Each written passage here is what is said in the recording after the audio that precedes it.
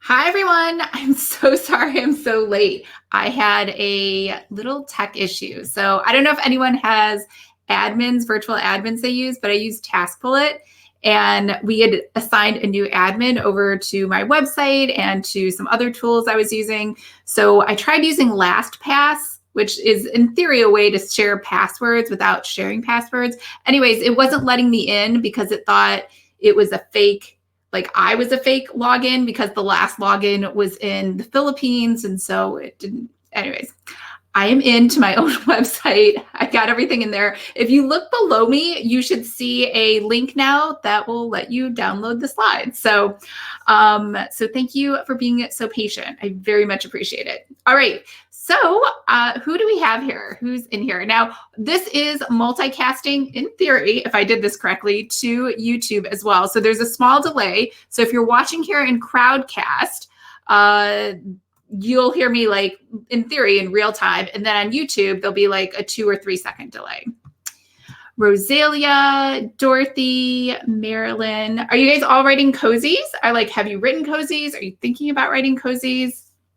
Have you guys written other things? So it's kind of funny. The author today was just like me. She used to write romance and then she switched over to cozies. So I love that. Hey, Anne. Is it Anne? Ain. I don't know how to say your name. Michelle. Hi, I'm interested in cozy. Awesome. Anne, horror. Yes. Oh, that's different.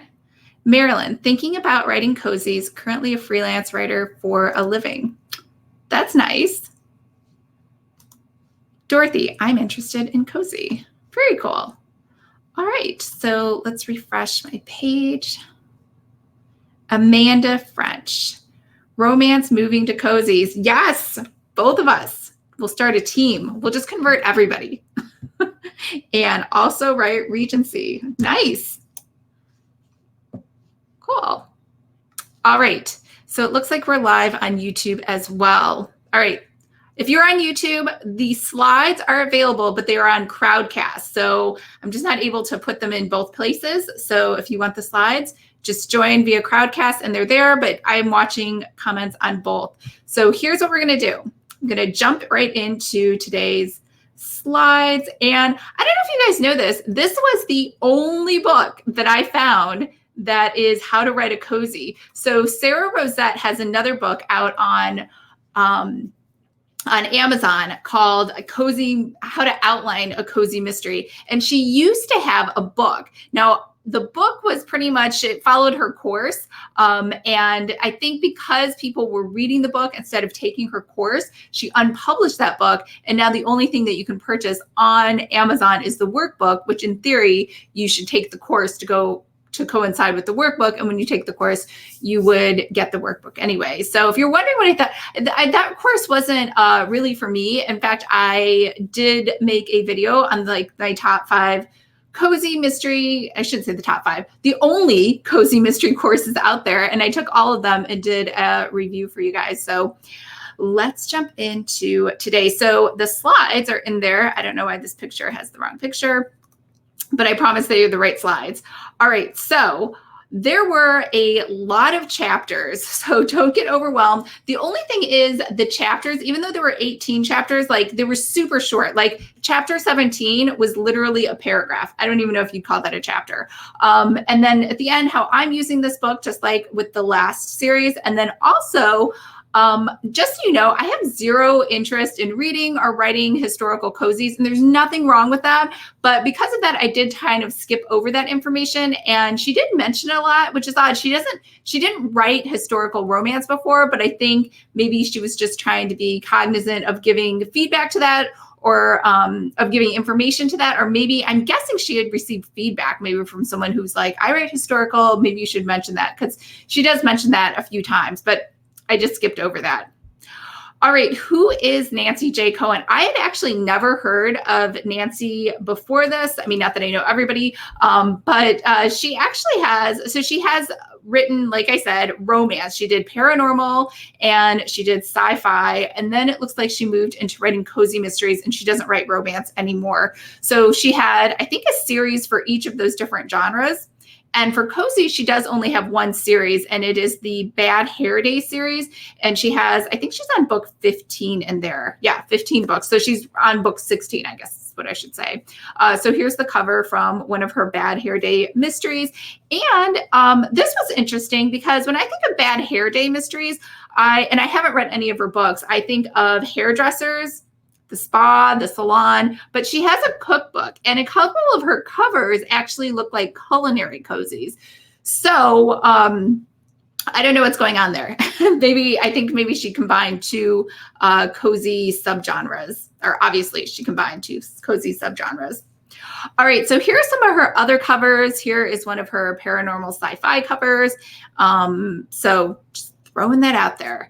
But her whole tagline is she has mystery and romance with the Florida flair. It's probably why I've never read it. I like things that are in cold weather. Nothing wrong with warm weather. So probably as soon as I saw that a mystery is in hot weather or Caribbean cruises, I probably skipped over it just because that's my personal preference. Which is odd because I live in California, but I do like all of my movies and my books to be set in cold weather. I don't know. I'm just weird like that. All right. So let's jump into chapter 1. And I will say, if you're reading the book, the beginning half, just like what other book was it we were reading? Oh, Writing and Selling Your Mystery Novel by Hallie Ephron. Same thing. The mystery part was probably the best part of the whole book for me. And then some of the other stuff was a little generic, which there's nothing wrong with, but I've read so many crafting and plotting books that I just kind of skimmed over that part. So if you're the same way as me and you're like, I specifically bought this book because I want to know more about cozies, the beginning part is where kind of all the meat of the story is at. So the first one is defining the genre. So she does mention Agatha Christie as a traditional mystery, and then cozy mysteries. She listed out what she thinks they should have. They should have a whodunit, an amateur sleuth, a distinctive setting, a limited number of suspects, which is funny because later on she says that there should be 6 to 8, which to me seems like a large amount. And then Hallie Ephron, I think, said there should only be 3 to 4. So, personal preference for me, I think I would like less suspects and less characters. But, everybody's different. And then most suspects all know each other because in theory, it's a small town setting. Now, what it doesn't have is it has no sex and it has no violence and no bad language. So there's a couple other things that usually are excluded, but this was kind of her list. She also had a really cute little circle diagram, and it's basically just a circle with words around it. And she said that cozy mysteries sometimes, but not always, have these different C's in them, right? So cozy C, these are C items. So cats, chuckles, crimes, clues, characters, canines, cooking, and crafts. Now, obviously, you can expand upon that or you can leave some of those out, but I thought that was cute. And she said it's basically just a reader described cozies as mysteries with no obscenities, smut, or gory details. Now, occupations for your sleuth they could be a culinary sleuth, it could be an animal mystery, it could be a craft hobby, they could be a ghost. I guess that would be their job. And then she had some suggested references: Hallmark movies and mysteries, Mouse Domestic, Clue, like the actual game Clue. Now, my suggestion, because she started talking about what was trending and what's popular, I would suggest buying the Cozy Mystery K-Lytics report. Now, obviously that is Amazon only. However, let's be real, I don't know that people are buying books in mass quantities where you get a lot of good data to do a report, except on Amazon. So the K-Lytics, if you've never heard of them, it's from Alex Newton. I actually really like him. He has a ton of different subgenres that he will do reports on: mysteries and thrillers, amateur sleuths, what else did he do one on? Or women sleuths, I think it was. Anyways, all of those reports are great, but the one that you want is the one specifically for cozy mystery. And he actually just came out with it. I want to say, was it August or September? It's very recent. So if you purchase it now, you shouldn't worry about it being outdated. But he usually comes out with one for cozy mystery every year because it is such a popular topic. So that would be my suggestion. The other thing to note too in this book The only, I shouldn't say the only issue, the only thing that kind of was confusing for me was that she would have a topic for the chapter, but then she would, she was obviously just someone who wants to help and give advice. And so sometimes the advice in the book didn't actually match the subject of the chapter, right? So later she's going to talk about sleuths, but for some reason here she's talking already about, what occupations they could have. So just in theory, if you are only going to read one chapter because you think that's going to have everything that is related to that subject, she has sprinkled it throughout sometimes, and it's a little mixed up in different chapters. So just something to keep in mind. And again, it's such a quick read. There's no reason not to just go ahead and read the whole thing. Okay, chapter 2, world building. So personal preference. This author loves South Florida, which is like the complete opposite of me. So that's why she chose to set her book in Florida. But I think that's a really great reason to choose a setting. Obviously, it should be someplace you would love to go. And that you like and find interesting and have, different things that you think your readers will find interesting. So that's why hers are all set in Florida. This was a pretty good list on how to think of all the different things or aspects of your particular setting, whether it is a town or a city or a different country, to make it sort of stand out. The only thing that was kind of odd was physical characteristics. So physical characteristics, it sounds to me like, I don't know if she's talking about the topography or how the buildings look, but she meant more of how people dress. So maybe there was a famous blogger, so famous that I can't remember her name, but she was a New Yorker, and then she married this guy who was a farmer. And she used to blog all the time about New York City and all the great stuff like Prada and Gucci and all of her like shopping sprees. And then when she moved out to the country, because she had married the farmer and she lived on a farm, she was like, yeah, it's so different. She's like, I threw away my cute Burberry rain boots, and I went to Walmart and bought a pair for $10. And that was more stylish in town than my Burberry ones. So I think that's what she means by the physical characteristics. She's talking about what people wear every day. She did draw a town map for her town and suggested that you do that as well as telling you to use the 5 senses to describe something. So chapter 3, now we're getting into creating the sleuths. So she just had a list of things to add: flaws, strengths, sense of humor, short and long-term goals. And then this was, I think, really good advice, is to make sure whatever it is that your character really wants, that it's a concrete, visible sort of goal that everyone can imagine. Like maybe she says, I really dream about moving to an island in Tahiti and sitting on the beach drinking pina coladas all day, right? So you can automatically visualize that, and then you can sort of get behind it when people have an ultimate goal that you can see, touch, feel, imagine, right? So you want to do that for your sleuth as well. So also, this was good advice too, which we heard in Hallie Efron's book, which is make sure that your sleuth has a personal reason for solving the crime. And this, obviously, each crime that occurs. I think someone who does this really well on the Hallmark Mysteries channel is, what is her name? Is Aurora Teagarden. So every single crime, no matter what it is, it's always personally tied to her somehow, or her mother, or her best friend. And so that makes it seems more, I guess, logical that she would follow it, versus like sometimes I'll read a book and the amateur sleuths will have nothing to do with it, and they'll say, I just had to know. I mean, I guess. So anyways, conflict. So this was funny. She had conflict listed, which we all know to add conflict, but she gave examples from Lord of the Rings and Battlestar Galactica, which obviously are genres that have nothing to do with this. However, I'm guessing it's because she used to write paranormal romance and sci-fi romance, and that's where these came from. And these are things that she naturally loves to watch on TV or movies that she watches all the time. Nothing wrong with that. I just thought that was a funny observation. Miscellaneous. So she did mention, she talked about whether or not your sleuth can be a female or a male. And obviously, she said it can be either. But if you are going to write a male amateur sleuth or protagonist, make sure you're sensitive to the women in your audience, since it's mostly women statistically that read cozy mysteries and not men. So I think a good example of this is last month, if you're in our Cozy Escape Club.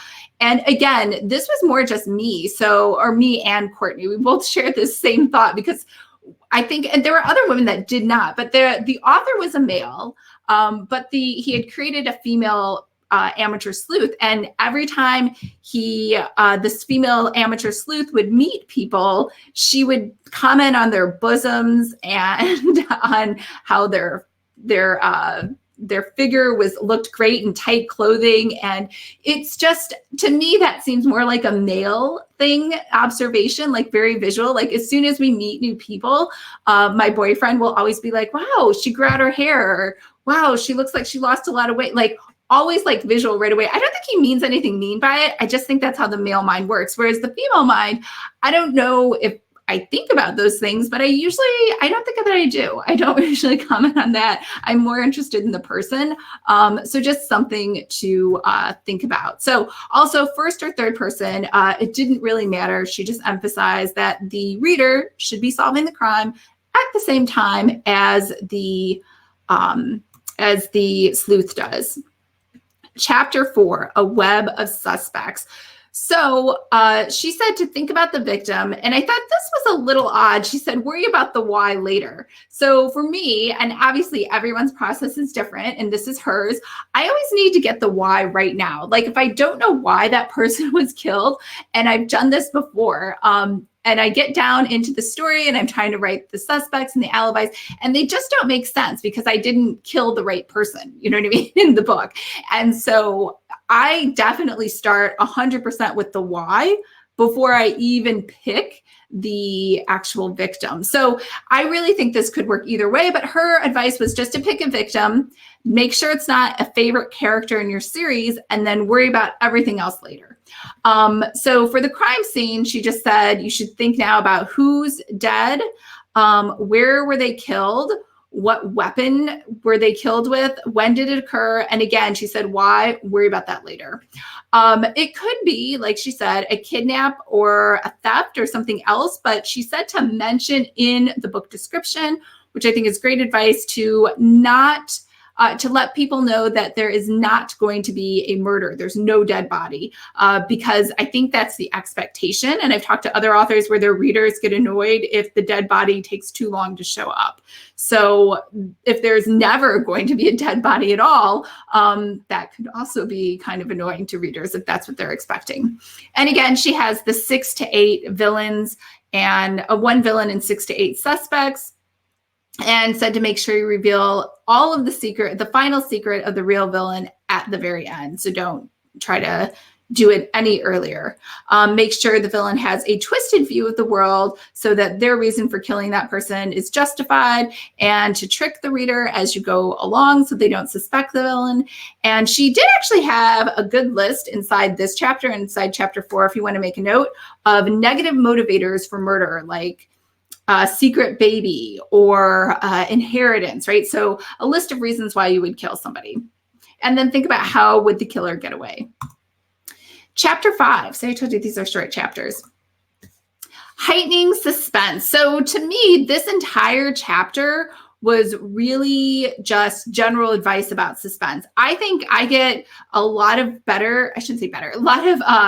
more in-depth advice on creating suspense just from reading from thriller writers and how to create maybe horror scenes or something like that, because that's obviously the crux of what they're doing. But her advice was here to foreshadow, vary the tempo, show, don't tell. And then I was confused. She was trying to be helpful, and I don't know if maybe I just don't think in pages. Like whenever someone says, how many pages have you written? I never think of that. I only think of word count. And maybe that's because I've only started writing books since on laptops. I never wrote in the old days on a typewriter. And I wrote after self-publishing and Kindles were invented, I guess. So also, you know what's interesting about Kindles? I've noticed that if you were married at the time that Kindles were invented. Usually married couples share a Kindle and have one Amazon account versus people later in life that meet, and then after Kindles were invented and then they get married, they each have their own separate accounts. So just thought that was interesting, because I had a friend when I was still writing romance, and they're kind of like racy, and he said, oh, I'd love to read one of your books, but then my wife would think something was odd. And I was like, well, how would she know what's on your Kindle? Because nobody ever knows what's on my Kindle. She's like, oh, we share an account. So, all right, back to this. So she said her chapters are 15 pages, but she didn't qualify that with anything like on a paperback, a hardback, inside a Kindle iPad. I'm not really sure. Dead body appearance. She said to do it right away, or if you don't want to do it right away, she said you can introduce all of your suspects, which I think would take quite a while if you have 8, and the victim, and then that way it builds suspense with everyone wondering who's going to be killed. And then she said to end every chapter with a hook so that people will read to the next chapter. And she had 6 examples in here. You could use decision, danger, revelation, an emotional turning point, sexual tension, or a puzzle. So I don't even know if you could really use sexual tension, especially, I don't know, since this isn't, or romance isn't like a big part of it, but maybe. Chapter 6, solving the puzzle. So her advice was to give every suspect a secret. So we heard this before from Hallie Ephron, assign alibis, and create 2 criminals and throw in curves. So probably the best advice that I heard in this chapter was the 2 criminals, right? Like 2 people working in tandem together. And you see that sometimes in TV shows like police procedurals. And then work backwards to uncover the clues, either by omission or something's out of place. And then have a red herring, but make sure it springs logically from the story. Here is at the bottom. So the author follows a 3-act structure when she is plotting her books out. And she first does the introduction of the suspects, the dead body, the investigation, and then she has her first turning point. Second act, she does secrets, not secretes.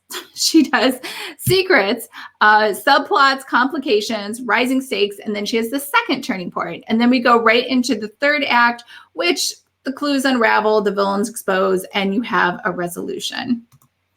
Chapter 7, muddle in the middle. So this is talking about how to avoid the sagging middle.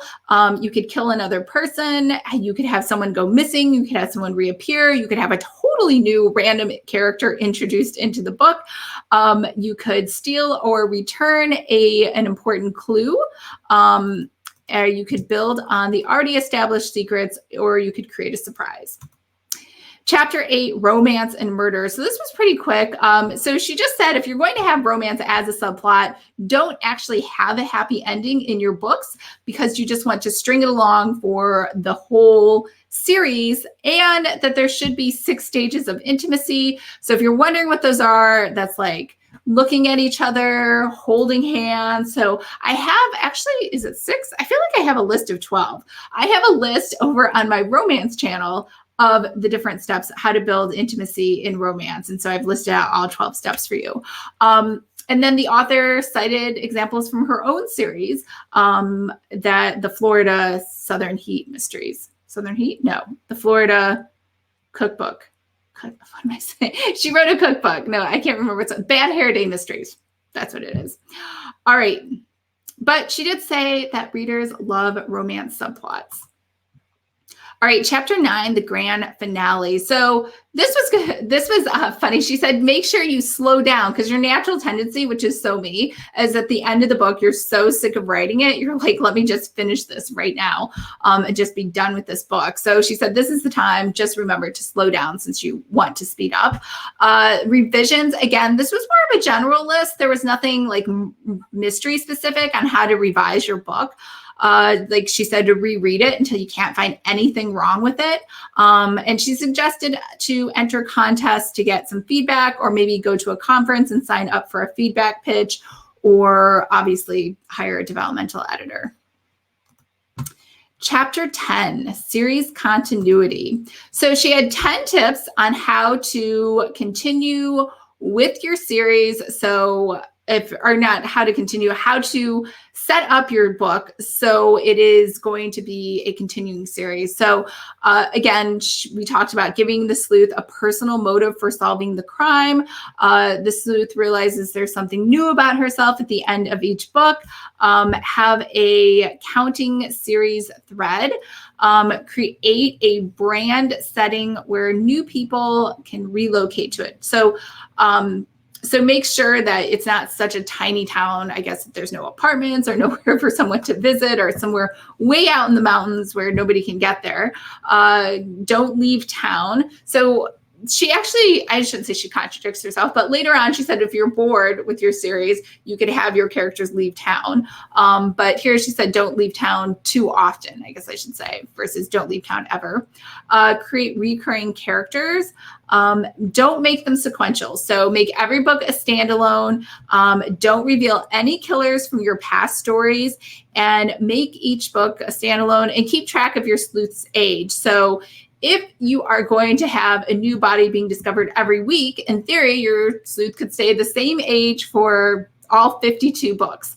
Otherwise, if you're going to have the book open 2 months later and then the next book opens a year later, right? So she said if you start out with your sleuth at 25 or 26, make sure you keep track of that. So most people, I think, just say they're in their late 20s or early 30s. They don't give an exact number. I think the authors, because we do the Cozy Escape Book Club, and if they don't tell me the exact age, I will email the author and be like, how old is this character? Sure, I'm probably the only one who does that, but I want to know. Chapter 11, organizational tools. So the author on the back end has 2 files, one for characters that are recurring, and then another one with the suspects for each story. And then story details. So she actually has suggested buying a whiteboard, like a poster board, pasteboard, putting on pasteboards. I meant poster boards. Poster boards. And then she said she uses Post-its and chapter outlines. Now she did say, I don't know when she started writing, but she said she started writing before Scrivener was invented, or before there was any sort of writing software. So that's why she used poster boards. And then she keeps chapter outlines. And she had a really good list. Like, if anything, make a note. Chapter 11 is the chapter you want to revisit. So she had a plotting notebook of characters, the plot synopsis, sequels, contacts, research, production. These are really her self-publishing details, and promotion. So I think, we'll talk about this later, but this is really how I'm using the book, is just the chapter 11 material. Chapter 12, special considerations. So these are more just an FYI. There wasn't really a solution for these. These were kind of just extra things for you to be aware of. So sometimes, and I talked about this before, when you write romance, sometimes you don't get people kind of snicker and look down on you. And she said the same thing happens when you tell people you write cozies. They call them cutesies.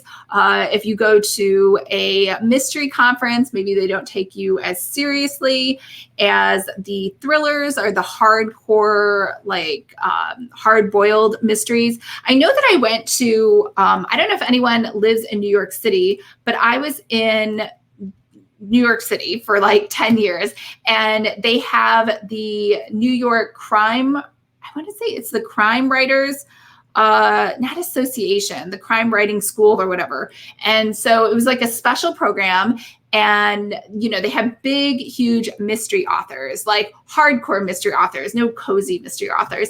And they had different seminars, and they have different speakers come in. It was actually a really great resource. And they had this 2-month program for people who want to write a mystery. And so you would come, and it was run more like a workshop. So it wasn't really lessons. You would come each week, and everyone would exchange pages, and we would talk about it in a writing circle. Anyways, I applied to get in, and he was like, we don't really do cozy mysteries. That's not like one of the things that we specialize in, right? So it was more like, I can't even think of it, Allison Galen. If you've ever heard of her, like those authors where there's the books where there's a cover of something mysterious or a mysterious setting and just a figure. There's no faces, just kind of an outline or something of, not really an outline, just the back of somebody's body or something. So Anyways, that I could see that when she's saying that.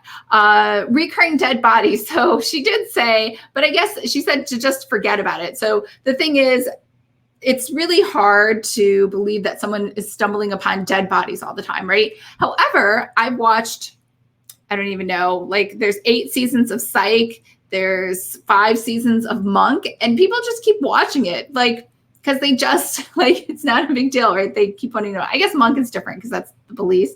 But Psych, same thing, or Hallmark movies and mysteries. So she said to just go ahead and just know that your readers are there because they're suspending belief.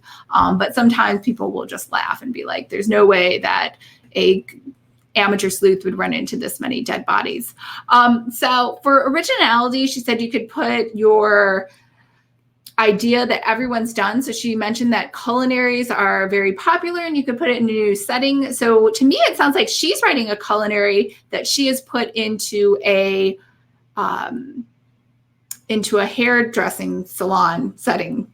So, because she has a cookbook. Serious issues are okay, but make sure that you keep it fun and flirty. Paranormal is great, but keep the mystery at the core of the story. Sorry. And if you're going to end the series, sometimes it could just because you have low sales, maybe you're burnt out on writing it, or just writing in general, or maybe the publisher canceled it. So we heard that before too. Chapter 13, how to keep the series fresh. So if you want to bring excitement in, and this was where I was like a little confused. So the first one was vary the setting, even though before she told us to keep the setting the same. So I guess you could vary the setting, but just not a lot, maybe once every 5 books or something. Think of new ways to murder people, character growth, historical angle, add local issues or social problems that you're worried about. So I mean, I don't even watch the news, but I guess if you're really worried about, say, the upcoming political debate or some of the issues going on there, you could incorporate that into your story. And then you could revisit the list that she had on how to spice things up in sagging middles. Chapter 14, writing the smart synopsis. So this really was probably more if you're going to go traditional, but she said that this also could be useful for cover designers. However, I don't know about you guys, every time I work with cover designers, 1, they have their own questionnaire, and 2, based on the covers that I receive most of the time, I don't think they even read it. So, I mean, I shouldn't say they didn't read it. Like, no matter what idea you have in your mind for your story, or if you give the whole book to somebody, everyone is going to have something different in their head. So to me, for cover designers, it's better that I just I get the cover I want if I give them the photo that I want and give them a comparable. I give them the exact color codes and tell them exactly what to use by giving them a link to like the stock on Adobe photos. But that's just me. So she said synopsis should have a complete story narrative. It should be in present tense, and it should also explain the life lesson that your story is trying to teach. So she did give an example from her book if you wanted to check that out. Chapter 15, mystery movies. So these movies, honestly, I didn't name a single one because I think they were all outdated. And my biggest complaint about the Sarah Rosette Cozy Mystery course was that the entire course was built upon using examples from Murder on the Orient Express, which I don't consider, I don't know if you guys have read that. It's an Agatha Christie novel, and there's a detective, Hercule Poirot. And so to me, it is not an amateur sleuth because Hercule Poirot is a detective, a professional detective, right, for Scotland Yard. So that was one of her examples for movies. And the other ones were super old. I hadn't even heard of them. So I think watching the Hallmark movies and mysteries is a better option. My other suggestions are Monk and Psych. And even though Monk, so now I'm contradicting myself. So even though Monk is a private detective, he has there's a lot of funny aspects into the story that I think are very indicative of cozies. And Psych is obviously, he's not really a detective. He's just a pretend fake psych detective. So I think those are both entertaining and both useful. Chapter 16, marketing tips. Oh, there was another TV show that was just terrible. But it was funny. I was super excited because it was about two girls and they were supposed to be solving mysteries or something. And it was the two women from Beverly Hills 90210, the original one from the 90s, the two blondes. And for some reason, it was so campy and dorky. It never actually, they didn't really have real mysteries to solve. But however, you could still watch it just to get some ideas. Maybe it works better in a book than it did on a TV show. Or maybe it's just those two particular actresses. I'm not really sure. But that was another sort of cozy mystery TV show. It didn't do very well. I can't even remember the name of it. But I did find it on tvonline.cc, which has like a bunch of TV shows that you can just watch without commercials. It doesn't cost, I think it costs like $1 to watch a show. Chapter 16, marketing tips. So if you're doing traditional, she said, first find an agent and then, or go to the Mystery Writers of America, and they have a list of approved publishers that you can use.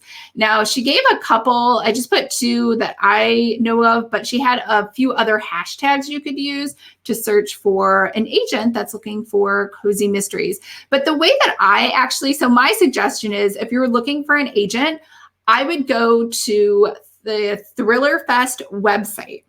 And when you're at Thriller Fest, not like at the event, but when you're at thrillerfest.com at the website, there's a list of all of the agents and editors that are coming to the conference that you can sign up for a pitch session for. And in their bios, it will say if they were looking for a cozy, if they're looking for traditional, hard-boiled thrillers, horror movie or books or whatever they're looking for, it will spell it out there. And so those to me are people that are actively looking and out at conferences and wanting to meet authors. I think that is another good way to go. You could also use Publishers Lunch and look at deals that are happening and check out who's selling cozy mysteries and who's buying them. You can see those in real time. They'll send you a list every day of the new deals that get sold.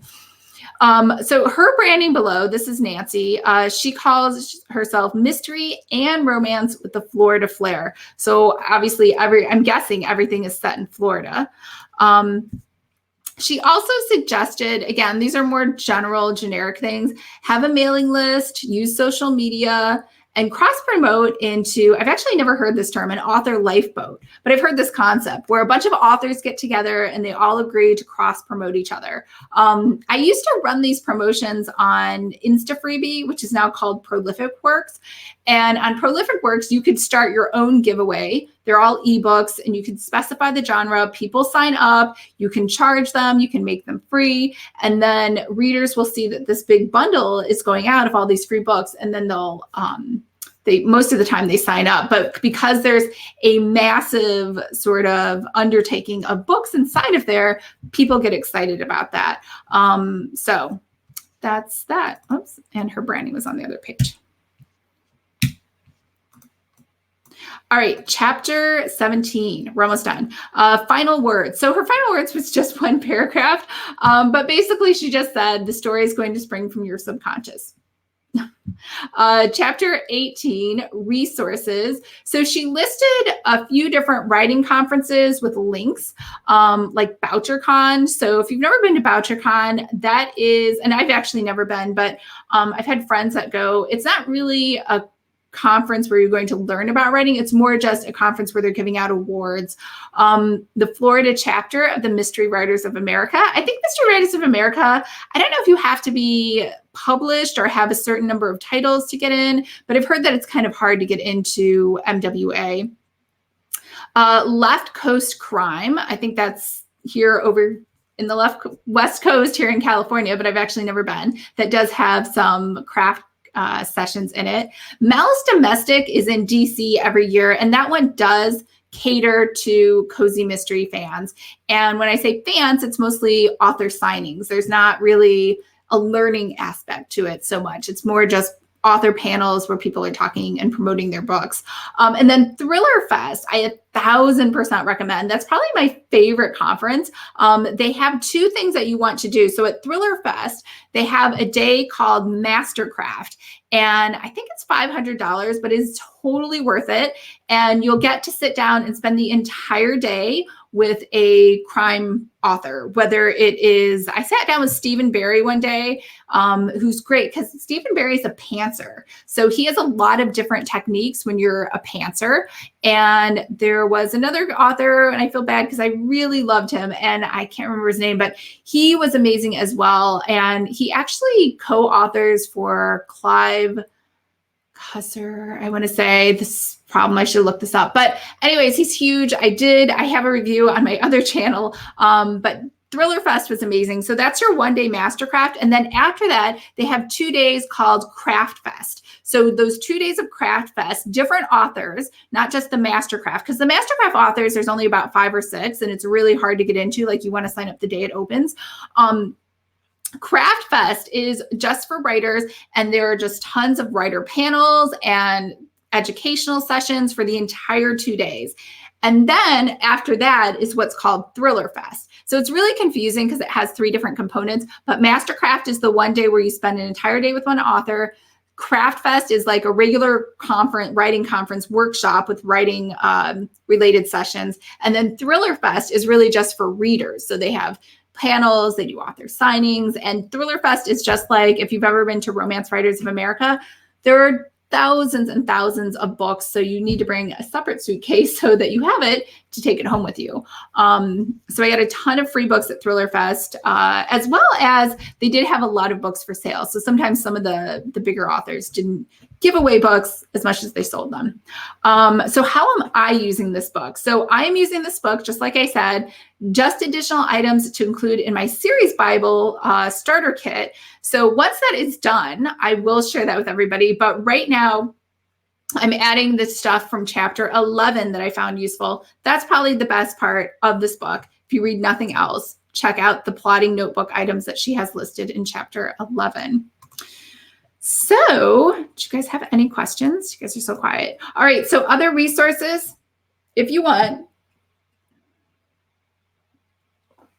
I am doing a crash course this weekend. So I have a course called, well, it's called the Nano Starter Kit, but because Nano is obviously trademarked, I have rebranded it to Plot Your First Book. And so that is a 31-day outlining course. It has 31 videos in it. It has a workbook.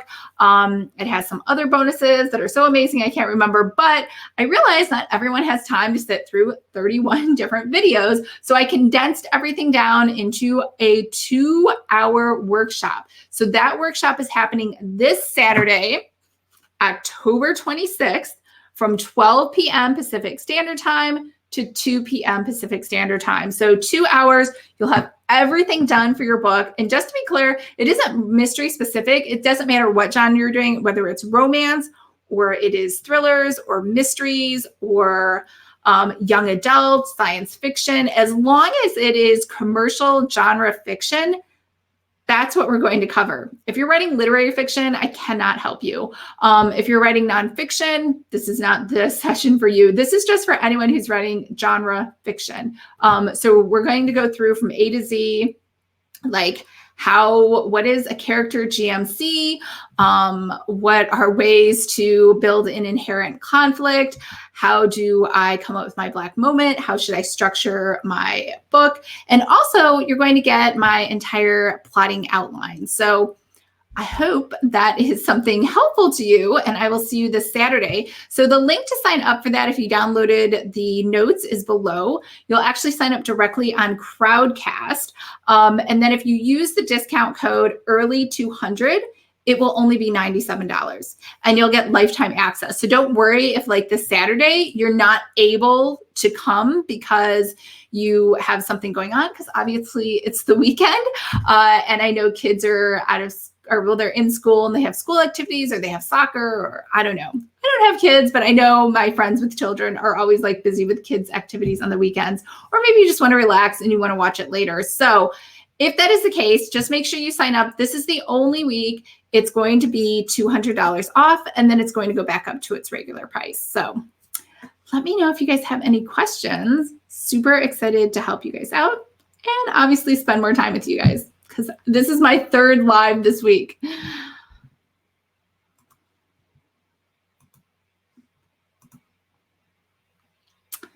Anyone have questions? Nope. Because that was so amazing, right? All right. It's 1:00, which I know it's 1:10 actually, which I know is way past the time that I had allotted for an hour for this. So thank you for hanging out with me and thank you for being so patient because I know I was late, and I hope everyone's having a fabulous Wednesday.